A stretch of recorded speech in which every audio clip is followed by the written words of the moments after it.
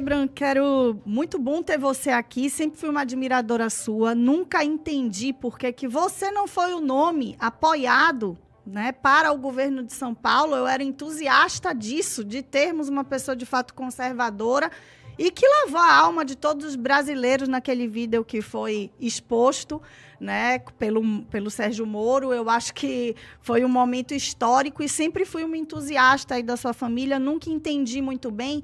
E eu queria dar oportunidade para você desconstruir narrativas que foram criadas, né? Quando você foi para os Estados Unidos com a sua família, muitos aqui no Brasil começaram a falar sobre a possibilidade de você vir governador de São Paulo, seu irmão senador, uma série de coisas nesse sentido. E, diante desses fatos, o entusiasmo era grande em relação a essa situação por parte de vários brasileiros. E aí começou a se lançar uma ideia que foi comprada por alguns. Eu nunca vi coerência nessa ideia de que você era um traidor, porque você estava lá nos Estados Unidos, porque o Bolsonaro te deu essa regalia, mas a gente sabe que para entrar no Banco Mundial não é só uma indicação, precisa ter todo um pré-requisito que você cumpria, e você corria risco de ser preso aqui no Brasil, que não fazia sentido permanecer. Então, tem uma série de coisas, só que foi criada essas narrativas de que você traiu, de que você não era conservador, porque em X momento, acho que votou, apoiou alguém que era antissistema, que eu não me lembro se foi Marina. Eu sei que foram usadas coisas tão bizarras e pequenas para depreciar, que eu realmente fiquei assim, eu nunca entendi muito bem essa história, e eu acho que muitos brasileiros também nunca entenderam, então eu queria que você falasse sobre essas narrativas aí que foram criadas a seu respeito. Obrigado. Então, vamos lá, Vanessa. Obrigado pelas palavras, obrigado pela pergunta. A vaga do Banco Mundial estava vazia. Não tinha ninguém ocupando, porque não tinha ninguém... Estava vazia há 6 meses, porque não tinha ninguém qualificado para ser indicado. Para você ir para o Banco Mundial, tem que falar bem inglês, tem que falar bem espanhol de preferência, tem que ter histórico no mercado financeiro, eu tinha 20 anos, e tem que ter histórico acadêmico. Eu tenho graduação na USP, mestrado, MBA internacional, tudo. E então, não é que eu fui indicado pelo Brasil, mas eu fui aceito e eleito por outros 15 países que eu representava. Eu representava Colômbia, Equador, um monte de países, Filipinas. E quando apareceram as mansões, eu falei, olha, eu não tenho mais condição de representar o Brasil, porque hoje eu acredito que o governo Bolsonaro se corrompeu. Estou apresentando minha carta de renúncia por escrito. Os outros 14 países pediram para eu ficar, por escrito. Falaram, por favor, fique. Eu tenho isso por escrito, que eu saiba é o único caso. Porque eu tinha conseguido resolver muitas coisas para esses países que nunca tinham sido resolvidos durante décadas.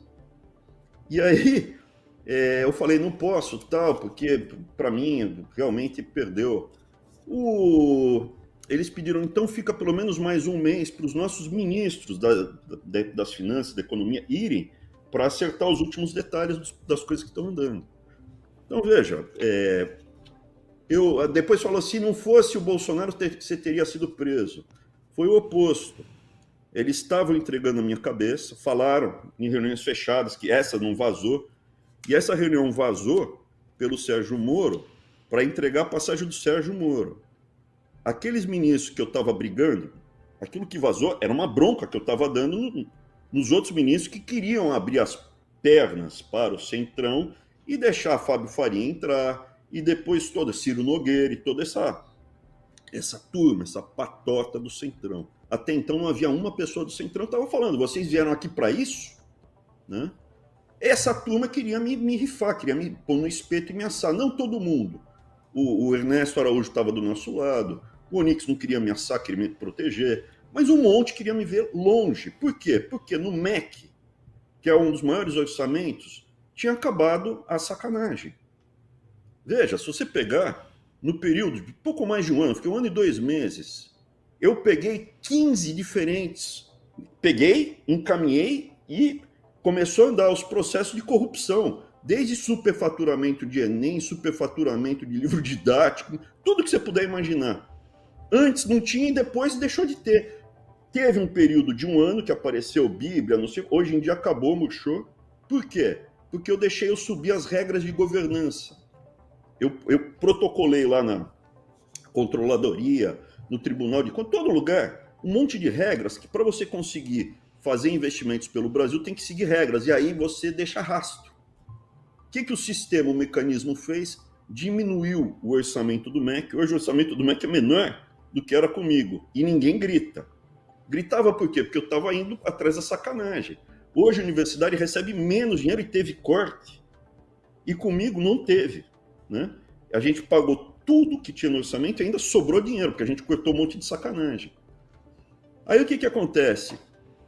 O pessoal ficou desesperado. Eles diminuíram o orçamento do MEC e criaram o orçamento secreto. Durante o governo Bolsonaro, porque não dá para mexer na governança. Demora para você derrubar o que foi feito.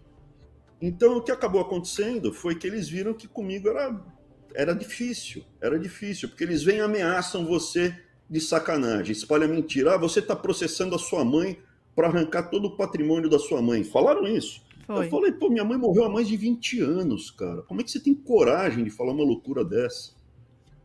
Um dos que espalhou essa mentira, falou essa mentira, foi o presidente da Uni. Meti um processo nele na física e ganhei. Eu sou a única pessoa que já processou o presidente da Uni. Que processou, não é que ganhou, que processou. A Uni até hoje não se recuperou, porque a gente fez a carteirinha digital. Põe de pé a carteirinha digital. Por que o Bolsonaro derrubou? Por que não manteve a carteirinha digital? Porque entrou na grande negociação. Para aprovar qualquer coisa no Congresso, principalmente da bandalha, da sacanagem, houve uma costura com o Centrão e o Centrão costura com a esquerda. Costura muito com a esquerda. Então é importante entender, eu sou uma pessoa muito malquista, muito odiada pela família Frias. Por quê? Os donos da Folha. Por que eu sou odiado pela família Frias, donos da Folha? Porque a família Frias, donos da Folha, eles não ganham dinheiro com a